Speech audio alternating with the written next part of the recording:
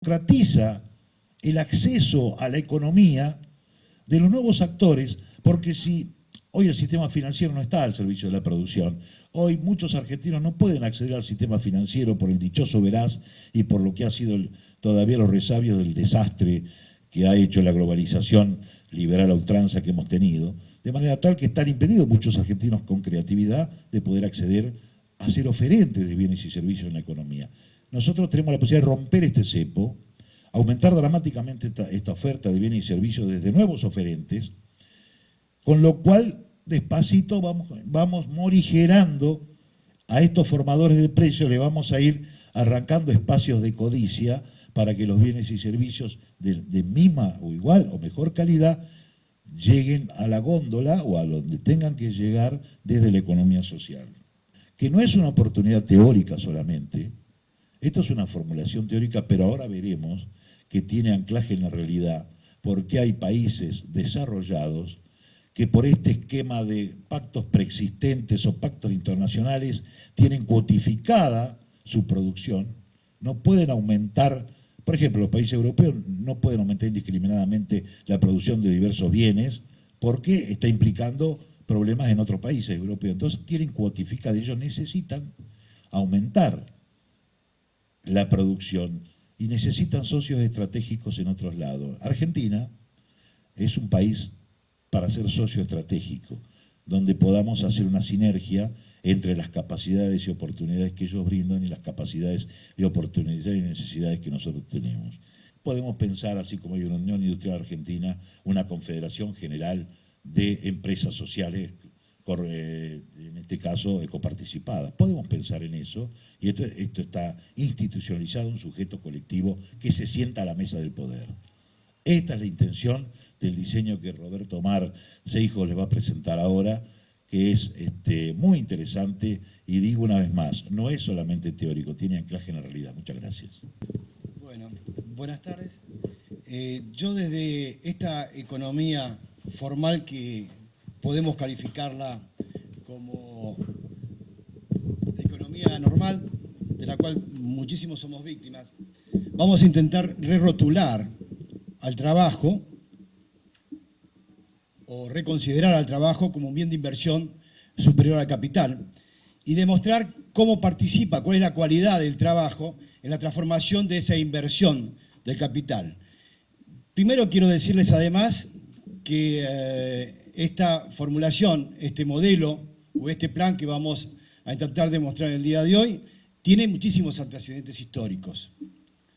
Desde el más reciente que me tocó protagonizar a mí, de la Secretaría de Promoción Social a partir del 13 de marzo de 1974, previamente con una formación y capacitación que se disparó en el mes de noviembre, diciembre de 1973, y terminé renunciando porque era muy difícil continuar sosteniéndolo el 20 de enero de 1976. De modo que en aquel momento se lo desafía a Perón desde la dictadura militar de la NUCE, diciéndole que no le daba el cuero para volver al país. En realidad lo que se encumbraba o se escondía era la renegociación de los servicios de deuda externa promovidos por decreto ley del Congreso que conducía el doctor Banossi, por lo cual la Argentina se obligaba a liquidar servicios el año 74, 75 y 76. Perón, como suelo decir, no era tan solo un viejito inteligente que escribía cartas elocuentes por aquella época, sino que se dedicó a formalizar una totalidad de 148 contratos comerciales de producción, fundamentalmente con el movimiento de países no alineados o del tercer mundo, y promovidos fundamentalmente desde España, Francia, Suiza, Italia, por lo cual tenían garantía absoluta fundamentalmente todos los países africanos que eran ex colonias, a partir del Banco Nacional de Francia, garantía que garantizaba el pago de franco cefa. De modo que la masa de capital en giro que se dispara a partir de esos 148 contratos comerciales de producción permiten la conformación de 27.702 empresas sociales, de las cuales participaban en propiedad coparticipada directa, bajo la forma de accionariado social o accionariado de trabajo, 52 personas de promedio cada una. El capital en giro movilizado fue de 20.023 millones de dólares. Y con eso se redujo la deuda externa de 10.670 millones de dólares la deuda pública a 5.188, que fue el número por el cual fue golpeada y desalojada del poder la señora Isabel. De modo que no solo ese fue el antecedente de esta formulación, le doy referencias algunas. Accionariado del Trabajo fue el Servicios Eléctricos de Gran Buenos Aires, que llegó a suscribir el trabajador el 85% de las acciones, por las cuales con esas acciones de trabajo se desplazaron acciones de capital que poseía el Estado, y el director fue el señor José Tacones, gracias a la iniciativa de Carlos Smith como secretario general de Luz y Fuerza. También muchos autopartistas con la conducción de Henry Klosterman en Las Matas, en fin. Se crearon empresas sociales comunitarias, recuerdo datos, Valentina Alsina, de 221 talleres textiles, los llevamos a 407. El despliegue, si bien el número parece extraordinario, 27.702 empresas, no solamente llegó a comprometer en la producción, en la posesión de trabajo como herramienta de inversión, a algo más de 1 millón de personas. La incidencia económica en valores constantes no fue lo importante, sino el objetivo político que se dirigía a reducir el capital o la masa de deuda externa. Le digo también de que en el año 1800 se celebra el Congreso Católico de Padua. En ese congreso religioso se abre fuego con este concepto que contiene el pronunciamiento directo de toda la problemática que adolecemos, incluso podemos decir en la actualidad. Ahí se declara que el régimen normal de la economía, exige que el capital se asocie directamente de una manera permanente al trabajo. Esta es la manera de sostener un régimen económico, para los fines propios de la producción. En 1894, la conclusión del Congreso Eucarístico de Roma declara: conviene conceder al obrero una parte de su remuneración en forma de participación de los beneficios, elevando ulteriormente al obrero hasta la coparticipación en el capital de la empresa en su totalidad. En el año 1920, el Internacional de Estudios Sociales de Malinas sostiene que el beneficio obrero, en lugar de ser dado absolutamente en contante, puede ser transformado en parte sobre las acciones de capital de la industria en la que el trabajador ha colaborado. A medida que se crean estas acciones del trabajo, se puede reembolsar en número igual a las acciones de capital. En 1920, el Congreso Social de Bélgica, Commercier, francés, Ruteni, italiano, y First Merch, alemán a la cabeza, aprobó el accionariado obrero.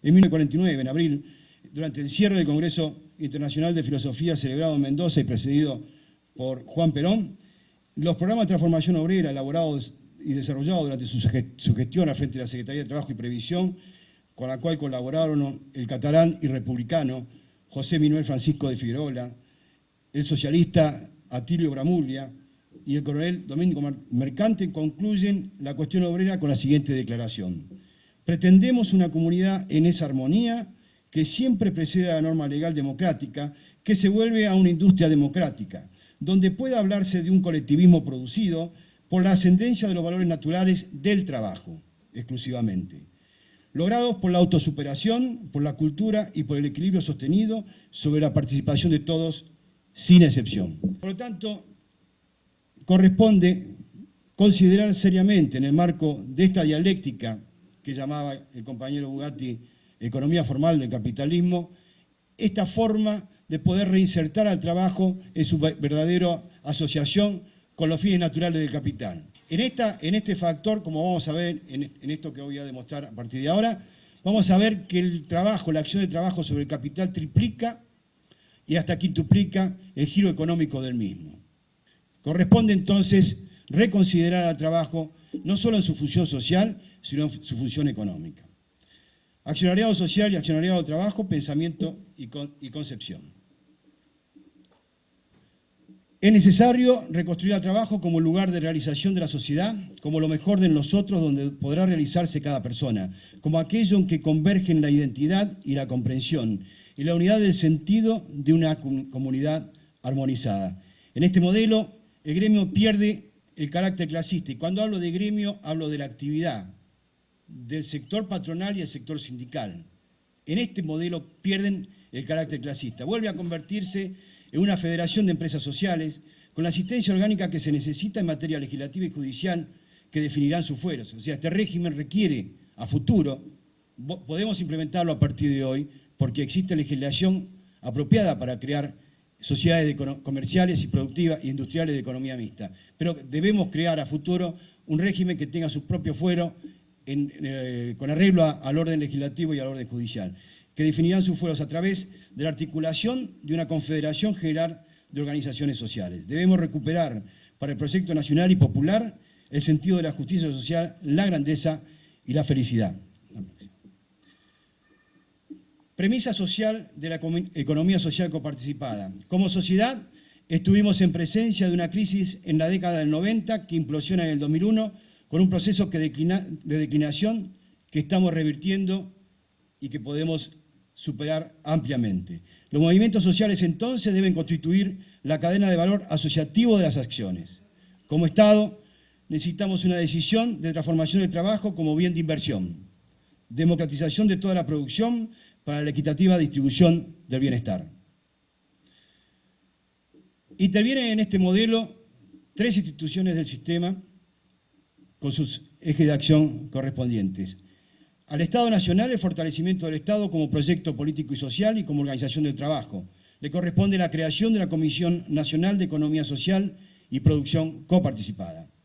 A los movimientos sociales, la innovación y la revolución en el ámbito de la organización social a partir de conducir centros comunitarios de desarrollo económico y social de la propiedad coparticipada.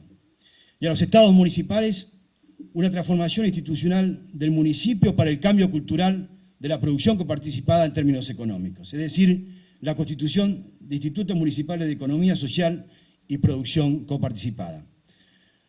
Objetivos: formación para el cambio cultural, recuperación y transformación del Estado con participación social.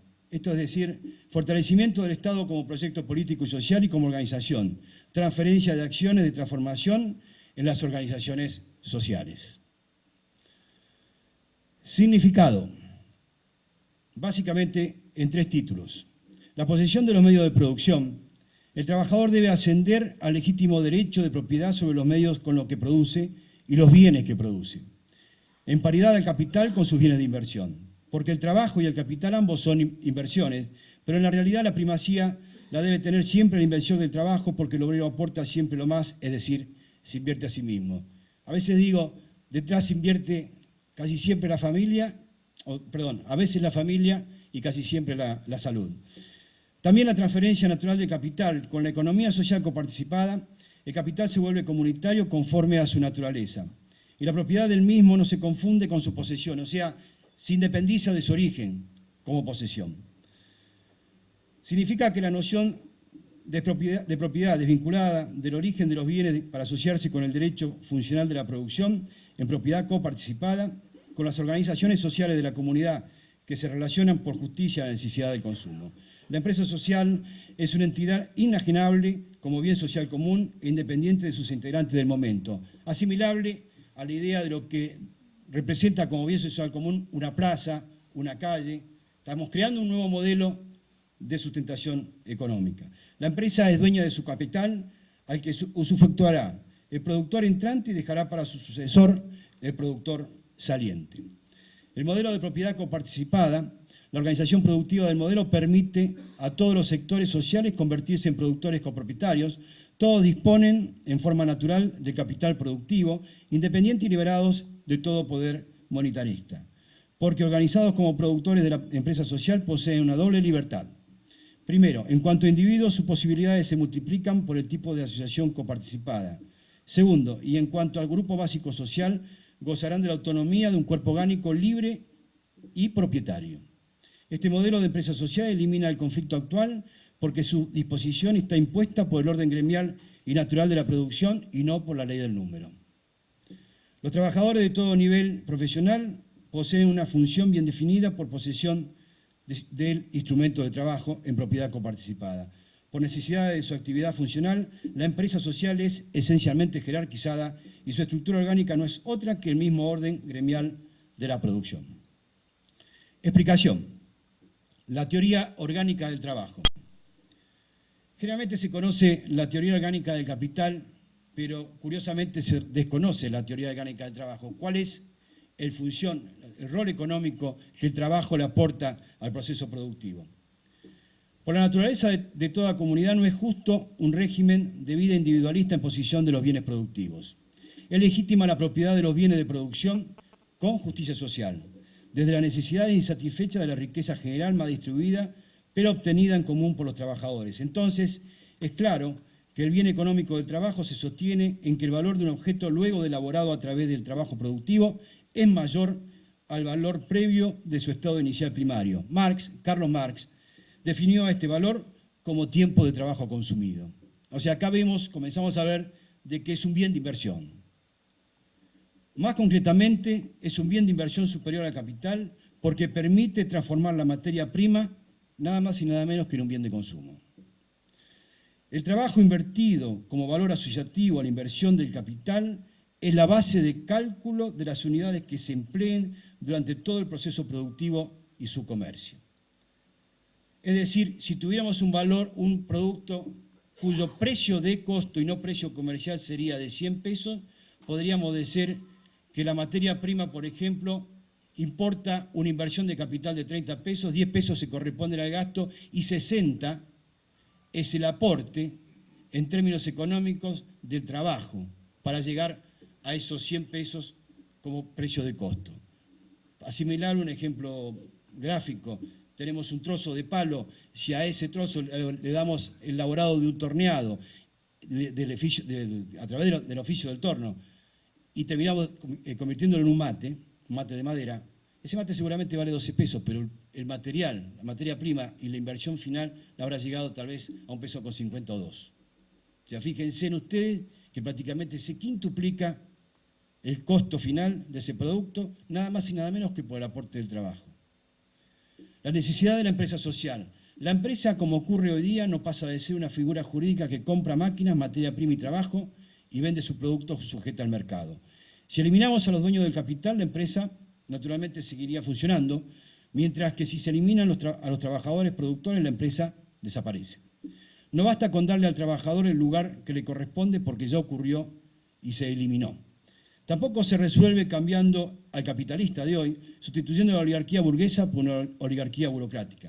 Lo que hace falta es eliminar al concepto del salario por el de utilidad, o sea, que el trabajo sea parte de la inversión y reciba un interés fijo en concepto de utilidad, restituyéndose a la empresa social en su realidad orgánica de asociación coparticipada de trabajadores, la posesión y propiedad de su patrimonio productivo y la libre disponibilidad del fruto de sus bienes producidos.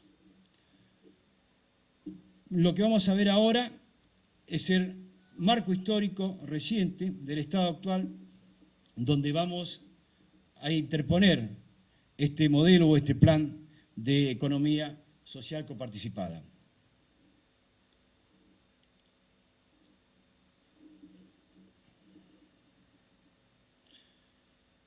La próxima. Lo definimos como estado de desmoronamiento social en el periodo 73-91, y básicamente lo que estamos viendo son acontecimientos sucedidos en una trayectoria del año 1969-91 en Argentina y América Latina. Vemos una serie de elementos que aparecen, de hechos y procesos que aparecen, algunos revolucionarios y otros dictaduras, porque también ante la posibilidad de esta expresión popular de cómo resolvían las naciones su sociabilidad, o sea, su gobernabilidad con equidad, también aparecen la doctrina de seguridad nacional en toda la región latinoamericana, con las dictaduras argentina, la chilena, la militar, uruguaya, la brasilera. También se dan, de alguna manera, revoluciones sociales, como la sandinista en Nicaragua en el 79, ¿sí?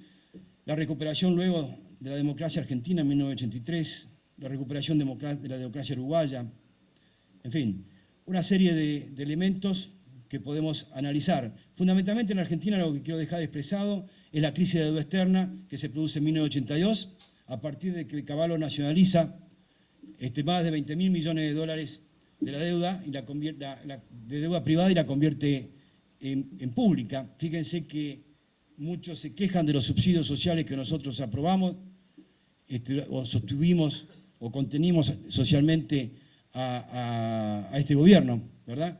Y nadie recuerda que Cavallo subsidió a los Pérez Company, a toda una serie de oligarquías vernáculas, nada menos con más de 20.000 millones de dólares de nacionalización de deuda privada.